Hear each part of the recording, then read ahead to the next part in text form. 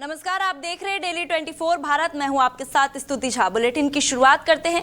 भारतीय नौसेना के नए प्रमुख एडमिरल कृष्ण स्वामीनाथन ने सोमवार को उपराष्ट्रपति सीपी राधाकृष्णन से नई दिल्ली स्थित उपराष्ट्रपति एन्क्लेव में शिष्टाचार भेंट की। ये मुलाकात एडमिरल स्वामीनाथन द्वारा भारत के 27वें नौसेना प्रमुख का कार्यभार संभालने के बाद हुई है। बैठक को एक औपचारिक और पारंपरिक शिष्टाचार भेंट के रूप में देखा जा रहा है। उपराष्ट्रपति सचिवालय ने इस मुलाकात की जानकारी आधिकारिक सोशल मीडिया के माध्यम के जरिए साझा की। मुलाकात से जुड़े फोटोज और अन्य अपडेट भी सार्वजनिक किए गए। एडमिरल स्वामीनाथन के नेतृत्व में भारतीय नौसेना के नए दौर की शुरुआत मानी जा रही है और उनकी ये मुलाकात रक्षा एवं राष्ट्रीय सुरक्षा से जुड़े शीर्ष नेतृत्व के साथ औपचारिक संवाद का हिस्सा है। तो वहीं दिल्ली में केंद्रीय गृह मंत्री अमित शाह ने national cooperative bank of India और एक्सप्रेस बैंक की समीक्षा बैठक की। बैठक के दौरान सहकारी बैंकिंग व्यवस्था को मजबूत बनाने, वित्तीय पारदर्शिता बढ़ाने और ग्रामीण अर्थव्यवस्था को गति देने जैसे मुद्दों पर विस्तार से चर्चा हुई। अमित शाह ने सहकारी क्षेत्र को देश की आर्थिक मजबूती का अहम आधार बताते हुए बैंकों के कामकाज, योजनाओं और भविष्य की रणनीति की समीक्षा की है। साथ ही उन्होंने तकनीकी सुधार, बेहतर बैंकिंग सेवाओं और आम लोगों की सुविधाओं की पहुंच बढ़ाने पर भी जोर दिया है। तो वहीं थाना भवन नगर पंचायत सभागार में केंद्र सरकार के 12 वर्ष पूर्ण होने पर 12 साल बेमिसाल अभियान के तहत जन कल्याण शिविर का शुभारंभ किया गया। कार्यक्रम में पूर्व कैबिनेट मंत्री एवं वरिष्ठ बीजेपी नेता सुरेश राणा ने मुख्य अतिथि के रूप में भाग लेते हुए केंद्र सरकार की विभिन्न जन कल्याणकारी योजनाओं और उपलब्धियों को जनता के सामने रखा। सुरेश राणा ने कहा कि प्रधानमंत्री नरेंद्र मोदी के नेतृत्व में बीते 12 वर्षों में आयुष्मान भारत, प्रधानमंत्री आवास योजना, पीएम सूर्य घर योजना, जल जीवन मिशन और सामाजिक सुरक्षा पेंशन जैसी योजनाओं ने करोड़ों लोगों के जीवन में सकारात्मक बदलाव लाया है। उन्होंने कहा कि सरकार की योजनाओं का लाभ बिना किसी भेदभाव के अंतिम व्यक्ति तक पहुंचा रहा है। इस दौरान बड़ी संख्या में बीजेपी अधिकारी, कार्यकर्ता और स्थानीय नागरिक मौजूद रहे। आयोजकों के अनुसार ये जन कल्याण शिविर 16 जून तक संचालित होगा, जिसमें पात्र लाभार्थियों को विभिन्न सरकारी योजनाओं से जोड़ने का कार्य किया जाएगा।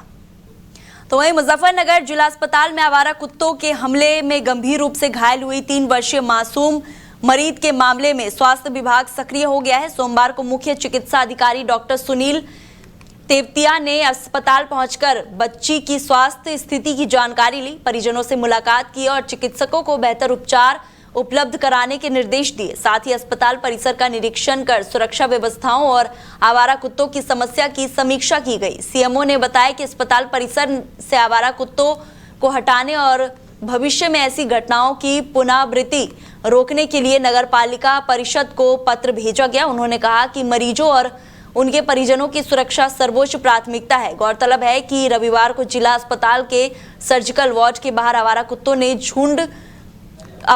के झुंड ने 3 वर्षीय बच्ची पर हमला कर उसे गंभीर रूप से घायल कर दिया था, जिसके बाद परिजनों और ग्रामीणों में भारी आक्रोश देखने को मिला। मासूम बच्चे को कुत्ते ने काटा है, अभी आप उसे देखने भी आए हैं, क्या पूरा मामला है? जी देखिए, ये कल की घटना है। नेचुरली कल थोड़ा छुट्टी का दिन था तो मरीजों की आवाजाही थोड़ा कम रहती है, लेकिन दुर्भाग्य का विषय है कि इतनी छोटी बच्चे को मतलब कुत्तों द्वारा काटा गया, हमला किया गया। नेचुरली थोड़ा सा मैं तो अपने तीमारदारों से भी रिक्वेस्ट करूंगा कि वो अपने छोटे बच्चों का ध्यान रखें, क्योंकि छोटे बच्चे इजी टारगेट होते हैं डॉग्स के लिए। हम लोगों ने पहले डॉग्स के खिलाफ कार्रवाई करते हुए यहाँ पे कोशिश की थी उन्हें पकड़वाने की, तो पहले उस केस में भी ये हुआ था कि हॉस्पिटल के सीएमएस और स्टाफ के खिलाफ एफआईआर करा दी गई थी। तो ये बड़ा मुश्किल विषय है, क्योंकि कुछ डॉग लवर्स इसके अगेंस्ट रहते हैं।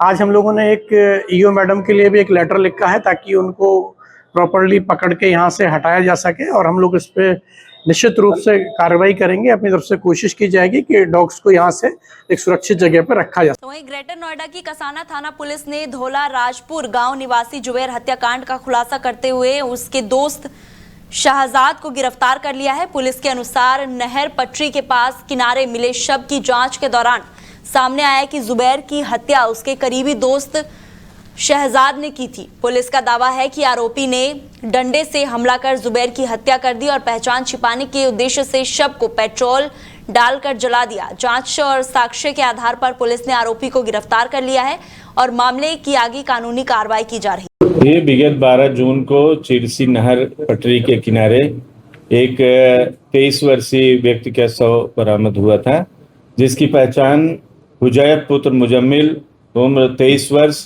निवासी ग्राम दौला राजपुर थाना दनकौर के रूप में हुई।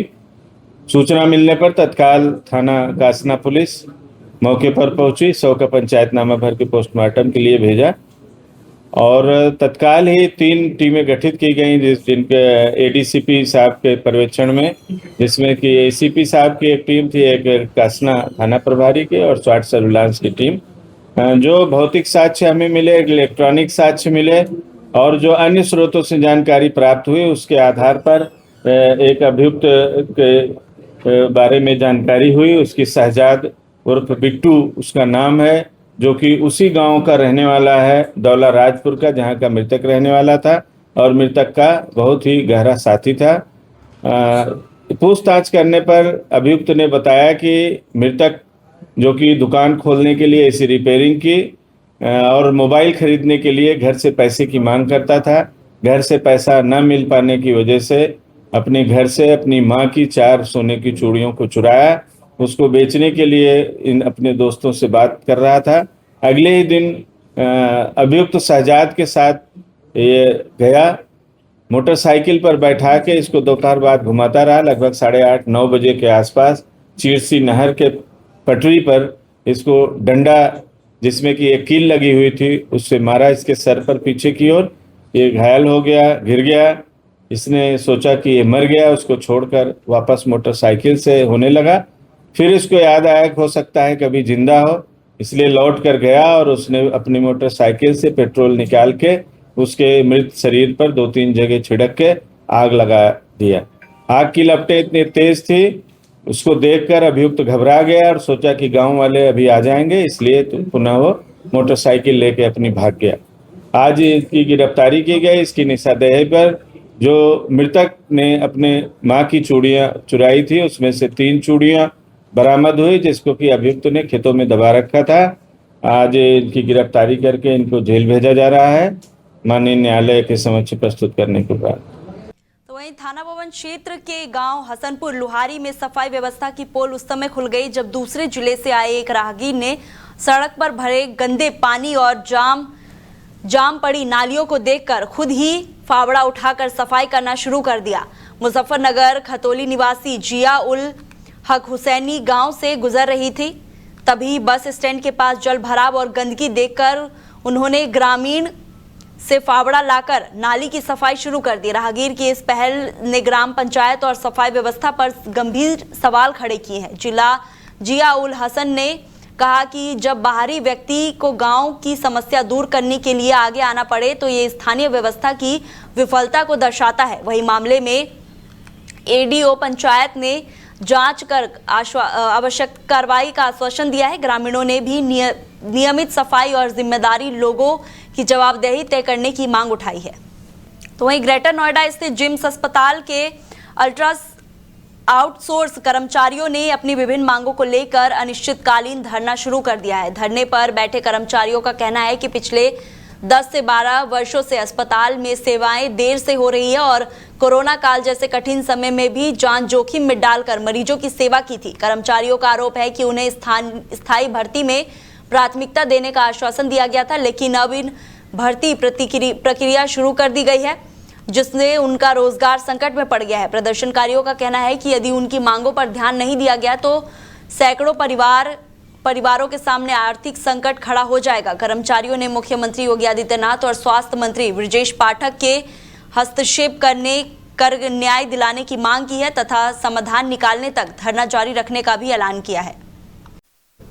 तो वहीं गाजियाबाद के कुशलिया गांव में शत्रु संपत्ति पर किए गए अवैध कब्जे के खिलाफ प्रशासन ने बड़ी कार्रवाई करते हुए बुलडोजर चलाकर सरकारी भूमि को कब्जा मुक्त करा लिया है। जिलाधिकारी रविंद्र कुमार के निर्देश पर चलाए गए इस अभियान में पुलिस और प्रशासनिक अधिकारियों की संयुक्त टीम ने मौके पर पहुंचकर अवैध निर्माण और कब्जे को हटाया है। प्रशासनिक जांच में सामने आया है कि भूमाफिया आजाद उर्फ छोटे फैजान द्वारा करीब 3 वर्षों से शत्रु संपत्ति की श्रेणी में आने वाली सरकारी भूमि पर अवैध कब्जा किया गया था। प्रशासन के अनुसार कब्जा मुक्त कराई गई जमीन की अनुमानित कीमत लगभग 80 लाख रुपए की है।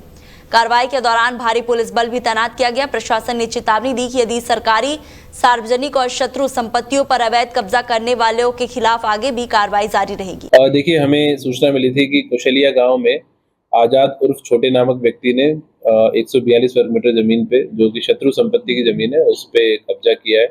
उसके बाद में हमारी टीम्स वहां पे पहुंची और उसको वेरीफाई किया गया और उसके बाद में पुलिस बल के साथ में राजस्व की टीम ने उस कब्जे को आज हटा दिया है। लगभग 80 लाख रुपए के आसपास की ये जमीन है जिसे कब्जा मुक्त कराया गया है। लगातार, जैसा कि आप अवगत है कि हम लोग जितनी भी हमारी शासकीय संपत्ति है उनमें भूमाफियाओं के विरुद्ध अभियान चला रहे हैं। उसी के अंतर्गत इसका चिन्हीकरण किया गया था और इस कब्जे को हटवा दिया गया है।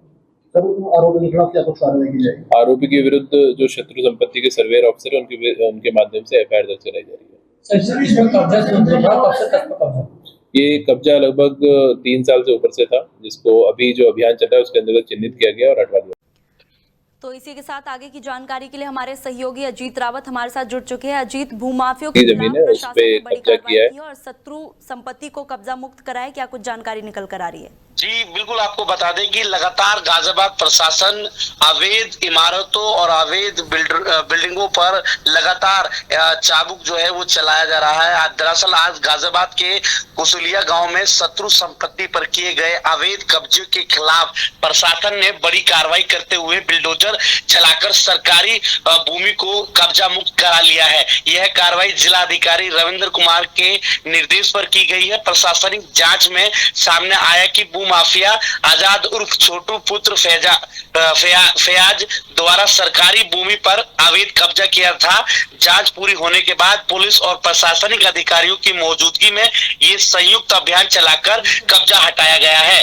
प्रशासन के अनुसार कब्जा मुक्त कराई गई भूमि शत्रु संपत्ति की श्रेणी में आती है, जिसकी अनुमानित कीमत करीब 80 लाख रुपए की बताई जा रही है। उक्त भूमि पर पिछले लगभग 3 वर्षों से अवैध कब्जा जो है वो लगातार बनाया गया था, जिसके बाद अब ये कार्रवाई के दौरान भारी पुलिस बल तैनात रहा और पूरे क्षेत्र में सुरक्षा व्यवस्था बनाए रखी गई है। प्रशासन ने स्पष्ट किया है कि सरकारी भूमि, शत्रु संपत्तियों और सार्वजनिक संपत्तियों पर अवैध कब्जा करने वालों के खिलाफ लगातार कार्रवाई की जाएगी। आगे भी इसी प्रकार की सख्त कार्रवाई जारी रहेगी और इसी के साथ लगातार ऐसे अवैध अतिक्रमणों पर भी लगातार प्रशासन की नजर जो है वो लगातार बनी हुई है और आगे भी इसी प्रकार की कार्रवाई देखने को मिल सकती है।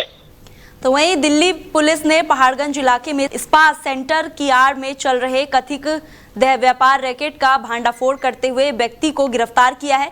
पुलिस ने मौके से 5 महिलाओं को भी सुरक्षित बचाया है। पुलिस के अनुसार मध्य दिल्ली में अनैतिक तस्करी और देह व्यापार की गतिविधियां संचालित होने की सूचना मिलने के बाद कार्रवाई की गई है। आरोपियों की पुष्टि के लिए पुलिस ने एक विशेष टीम गठित कर ऑपरेशन चलाया है। ऑपरेशन के तहत पुलिसकर्मी ग्राहक बनकर स्पा सेंटर में पहुंचा और वहां उसे रुपए लेकर यौन सेवाएं देने की पेशकश की गई। पुलिस के मुताबिक ग्राहक ने पहले चिन्हित 1800 रुपए स्पा संचालन के लिए दिए, जिसके बाद उसे एक महिला से मिलवाया गया। पूर्व निर्धारित संकेत मिलते ही पुलिस टीम ने स्पा सेंटर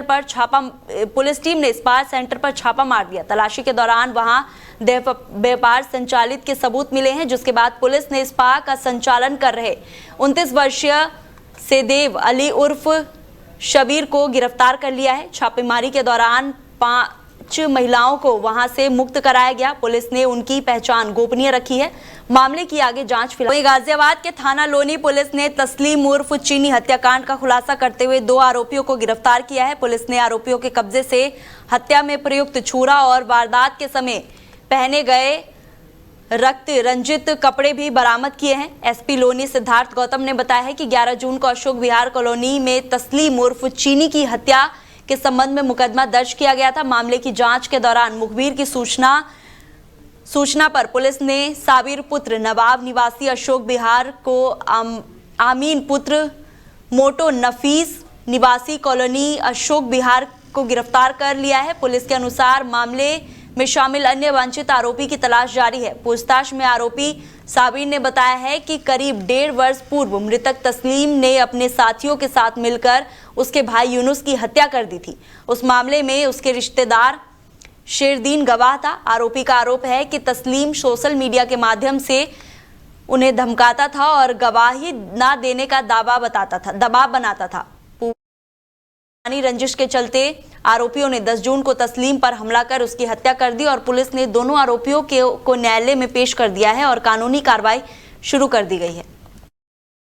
घटना का अनावरण किया गया है और इस हत्या की घटना में शामिल 2 अभियुक्तों को गिरफ्तार किया गया है। इनके पास से आला कत्ल छुरा और इनके रक्त रंजित कपड़े भी बरामद हुए हैं। जब इनसे काफ़ी पूछताछ की गई है तब ये सारी चीज़ें प्रकाश में आई हैं कि दिनांक 11/6/26 को वादी पक्ष द्वारा तहरीर दी गई थी कि उनके पुत्र चीनी उर्फ तस्लीम की कुछ व्यक्तियों द्वारा हत्या कर दी गई थी, जिसके बाद इस घटना के अनावरण हेतु टीमों का गठन किया गया था।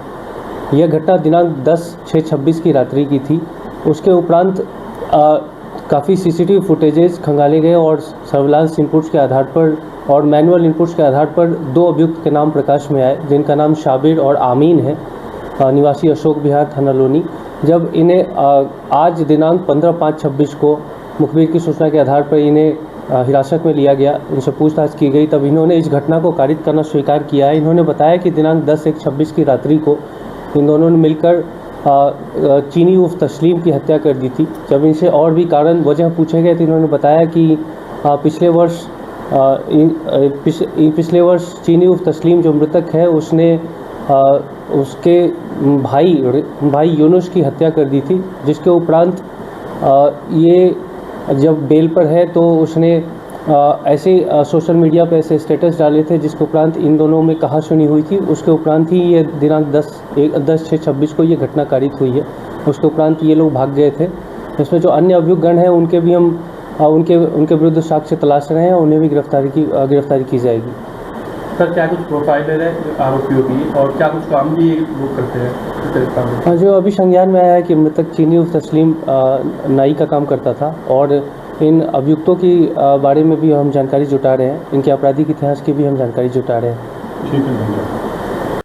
वहीं दिल्ली, नोएडा, ग्रेटर नोएडा समेत पूरे एनसीआर में मौसम ने अचानक करवट ले ली है। कई दिनों से पड़ रही भीषण गर्मी और चिलचिलाती धूप के बीच तेज हवाओं और बादलों की आवाजाही ने लोगों को बड़ी राहत दे दी है। मौसम में आए इस बदलाव से तापमान में गिरावट दर्ज की गई है, जिससे वातावरण पहले के मुकाबले काफी सुहावना हो गया है। बदलते मौसम के चलते लोगों ने गर्मी से राहत की सांस ली है और घरों से बाहर निकलकर मौसम का आनंद लिया है। मौसम विभाग के अनुसार अगले कुछ दिनों तक मौसम में उतार चढ़ाव बना रहा और कहीं कहीं हल्की बारिश या तेज हवाएं चल सकती है, जिससे तापमान में और कमी की संभावना है।